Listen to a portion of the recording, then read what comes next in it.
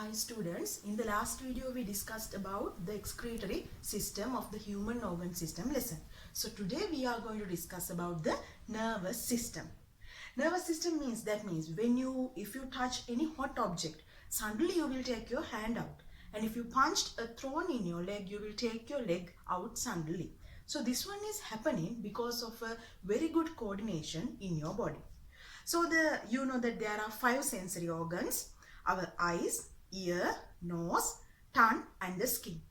Through these sensory organs you are getting receptors, that means you are getting sensors through these 5 sensory organs. So these 5 sensory organs are known as receptors. Then the touching of a hot pan is the sense that you are having. The sensory organ is your skin or the hand. Then after that one, suddenly this message is going to your brain through the nervous system, and it will give you a message: just take a hand out, just take your leg out, you are punching a thorn now. Likewise a message is given. So again the muscles in your hand is responsible to take the hand out. So that one we call as the effector.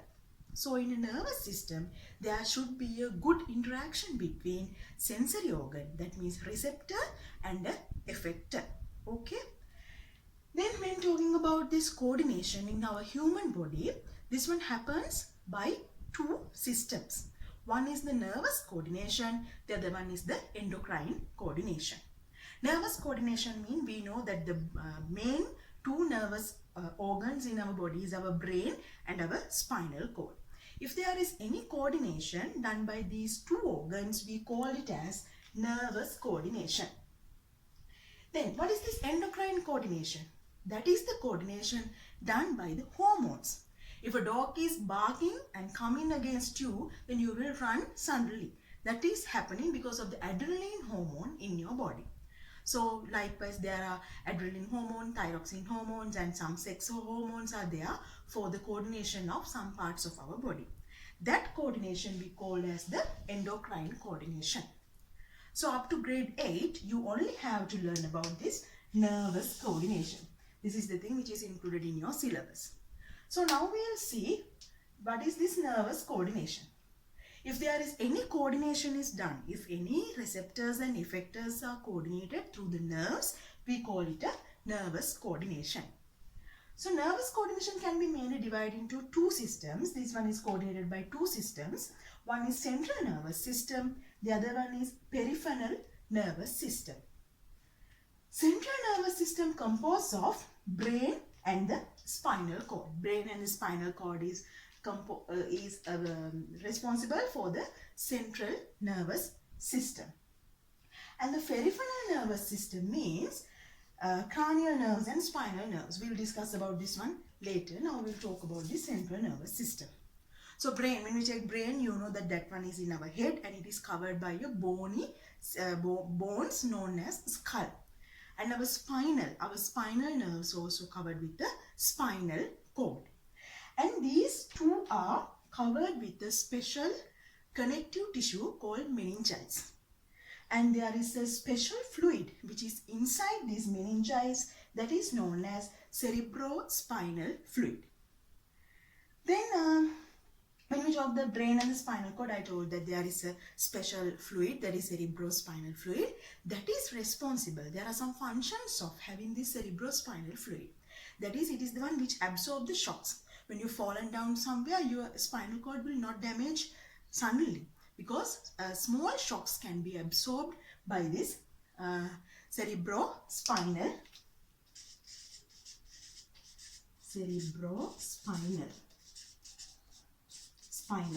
fluid. By this fluid, these shocks can be absorbed.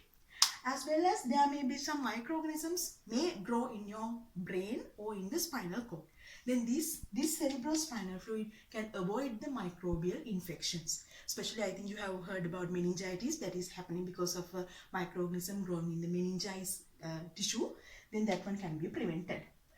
As well as the solution or the fluid that provides the nutrients for the brain and the spinal cord is also the cerebrospinal fluid. Now we will discuss about the parts of the brain and what are the functions of the spinal cord. So I told you that central nervous system is consisting of mainly brain and the spinal cord. Now we will see what are the main parts of the brain. That is cerebrum, cerebellum and medulla oblongata. Function of the cerebrum is to control higher brain functions such as thought and intelligence. That means if you are very intelligent in doing mathematics or any question, that means questioning, and if you have high intelligent question answering ability, that means those things are controlled through this cerebrum. As well, cerebrum is responsible to recognize the senses. That means if you feel hot and if you see something, all the senses are recognized through the cerebrum. And it controls all the voluntary muscle actions. Voluntary muscles means the muscles that can be controlled by us. Our hand, legs, face, those things we can control. But inside if we take our intestine, that means our small intestine, large intestine, we can't control their activity. So those muscles we call as the involuntary muscles. Through the cerebrum, we can control only the voluntary muscles. Next part is the cerebellum. You can see at the end of that, the bottom of the brain, you can find the cerebellum. So cerebellum is responsible in regulation and coordination of your body balance. Always your body balance is given by the cerebellum. So if any damage happen to cerebellum, you will lose your body balance. Then the last edge, just like a tail, there is a last edge part that is known as medulla or medulla oblongata. That is responsible to control non-voluntary actions. I told you the actions that heartbeat, you can't control the contraction and expansion of your heart. So heartbeat, breathing, and the intestinal, the peristalsis in your intestine, esophagus, your urinary bladder, all those things, non-voluntary actions are controlled by this medulla.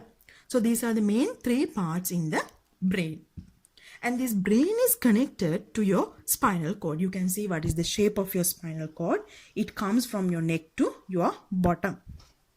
But then the spinal cord, it relays the messages from the brain to different parts of the body. It is responsible to give the messages that are coming from the brain to the other parts of your body. That means to your legs and hands, muscles, those parts. These messages are conveyed through the spinal cord.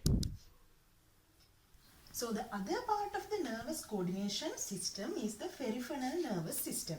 I told that it is consists of two parts, that is cranial nerves and spinal nerves. What are these cranial nerves?